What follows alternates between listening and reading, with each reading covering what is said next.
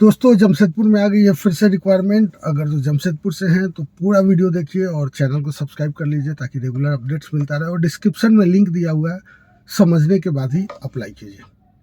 हमारे पास अभी 3 तरह की प्रोफाइल है। सबसे पहला प्रोफाइल है एक्सएफपी का। एक्सएफपी में दोस्तों ओपन मार्केट में डीटीएच ब्रॉडबैंड सेल करना होता है। बात करें क्वालिफिकेशन की तो आपको मिनिमम 12th पास होना चाहिए। आपने ग्रेजुएशन कर रखा है, एमबीए कर रखा है, पीजी कर रखा है तो बहुत अच्छी बात है। और बाइक मैंडेटरी है, लाइसेंस भी मैंडेटरी है। लाइसेंस अगर नहीं है तो आप लर्निंग के लिए अप्लाई कर सकते हैं, बनवा सकते हैं और उसके बाद इंटरव्यू के लिए अप्लाई कर सकते हैं। सैलरी की बात करें दोस्तों तो 15 से 18 के बीच में इन हैंड होता है। ये आपके इंटरव्यू के ऊपर और पुराने एक्सपीरियंस के ऊपर निर्भर करता है। इंसेंटिव बहुत ही शानदार मिलता है। आप महीने के 10, 20, 30 या 50 हज़ार तक इंसेंटिव बना सकते हैं। बहुत ही शानदार इंसेंटिव है, सेल्स के ऊपर निर्भर करता है। साथ में पीएफ, ईएसआईसी की बेनिफिट मिलती है। तो जो 15,000 से इन हैंड सैलरी होता है वो आपका 19,000 19,000 इन हैंड हो जाता है।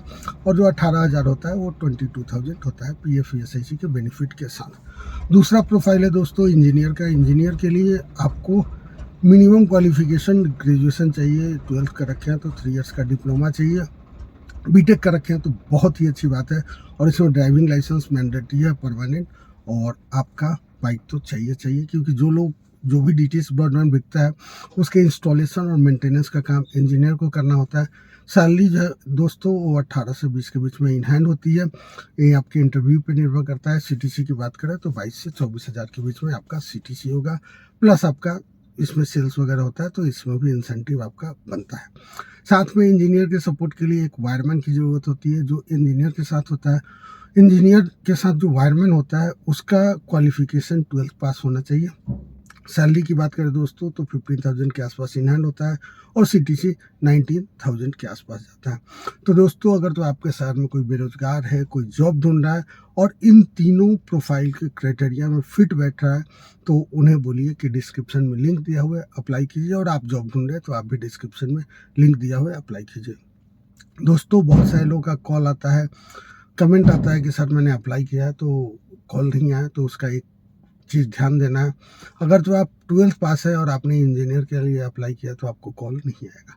अगर जो आपने ग्रेजुएशन कर रखा है तभी आपको करना है। अगर जो आपने लाइसेंस में नो कर दिया और उसके बाद इंजीनियर के लिए अप्लाई किया तो नहीं आएगा। तो ढंग से समझना है और आपने आप पढ़े लिखे हैं तो आप आसानी से समझ के अप्लाई कर सकते हैं।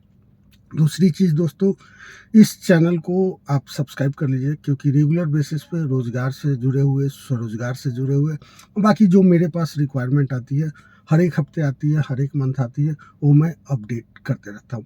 तो सब्सक्राइब कीजिएगा, आपके पास अपडेट आएगा किस मंथ में, किस वीक में, कब क्या रिक्वायरमेंट है, उसके हिसाब से आप अप्लाई कीजिएगा। आपके पास कॉल आएगा और फिर आप इंटरव्यू देके सिलेक्शन होता है तो आप ज्वाइन कर सकते हैं। बाकी फीमेल के लिए बहुत सारा क्वेरी आता है तो हमारे पास पटना, भागलपुर, मुजफ्फरपुर ऐसे शहरों में सीआरओ की रिक्वायरमेंट आती है, लेकिन बहुत ही कम होता है, 1-2 होता है। तो अप्लाई कर सकते हैं, वेट कर सकते हैं और जैसे रिक्वायरमेंट आएगी कॉल आएगा आपके पास। उसके लिए ग्रेजुएशन मैंडेटरी है। तो दोस्तों चैनल को सब्सक्राइब कीजिए और फिर से रोजगार स्वरोजगार को बढ़ावा देते हुए हम हाजिर होंगे। तब तक के लिए धन्यवाद।